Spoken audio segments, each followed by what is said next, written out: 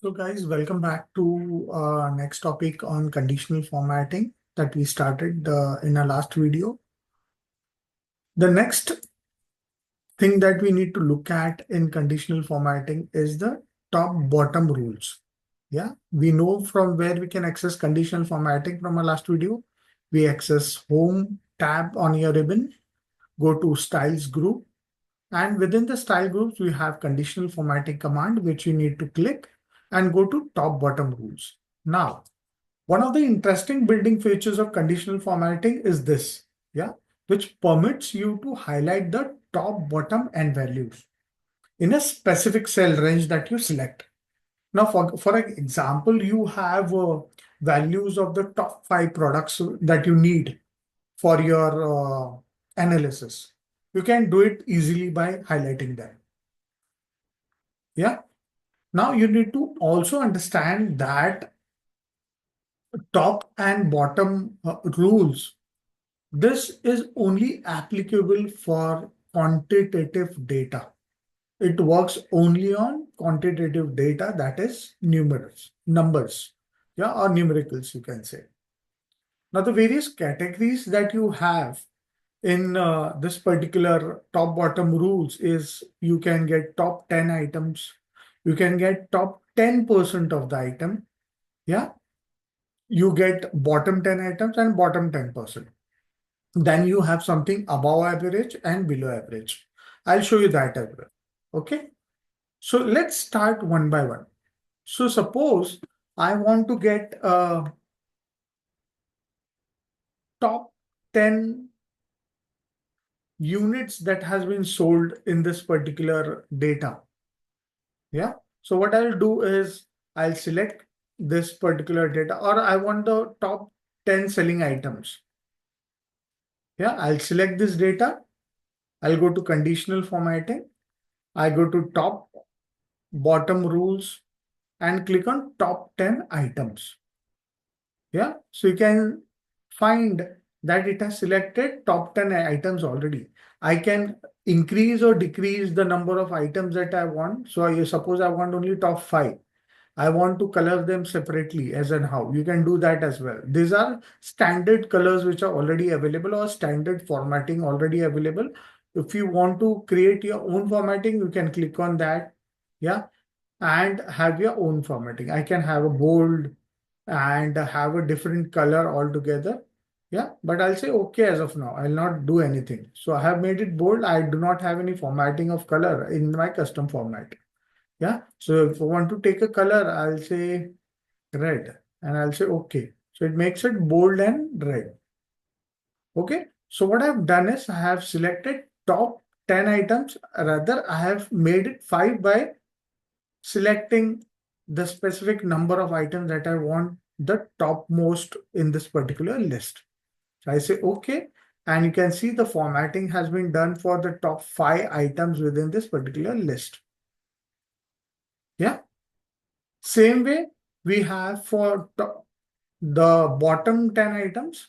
It again selects the bottom 10 items. So suppose I want to select bottom 5 items, not 10 items. I want to color them separately. I want to make them green fill or light red fill. Yeah. And I'll say okay. You can find the top 5 items have been marked as red, whereas bottom 5 items have been selected as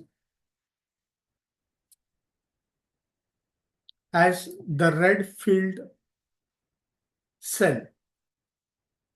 Yeah. So we have selected the top and the bottom. Same way, if I want to select the top 10%, I won't be able to understand how many top 10% unit are available here.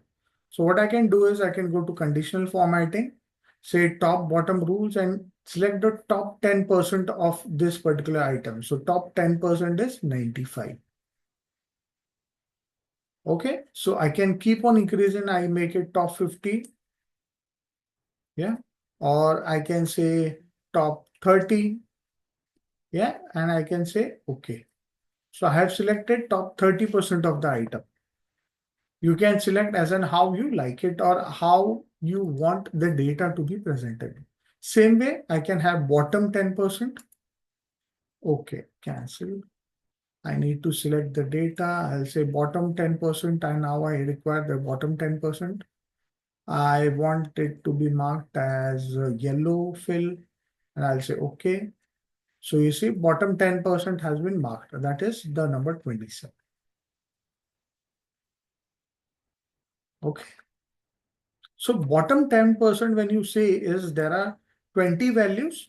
Out of 20 values, 10% would be two values. So it is showing me two values which are the lowest in this particular data. Okay.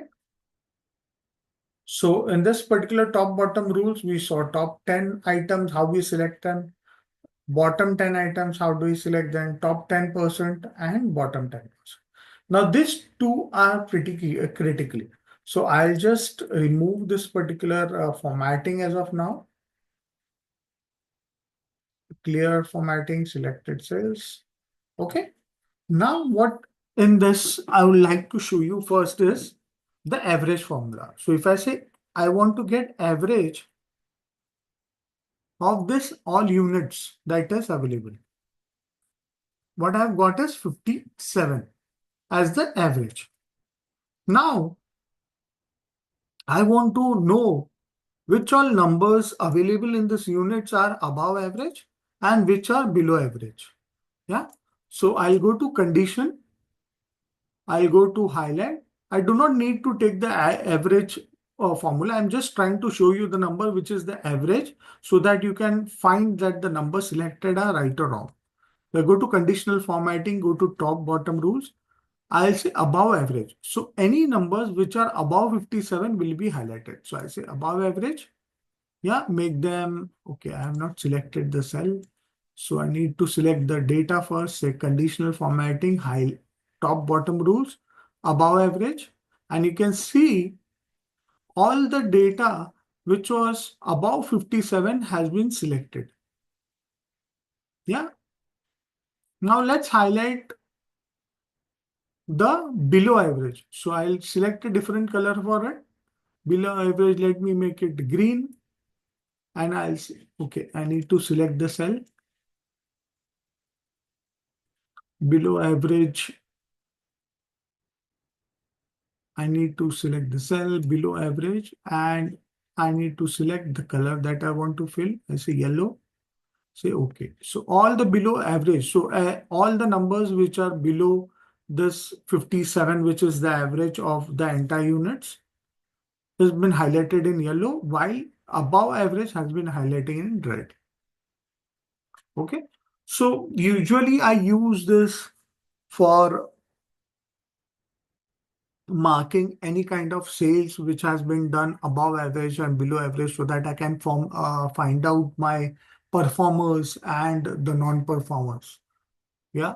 So this helps a lot when I can easily understand or easily find out who are the people I need to look into to work on the improvements or take a call on whether they need to perform better.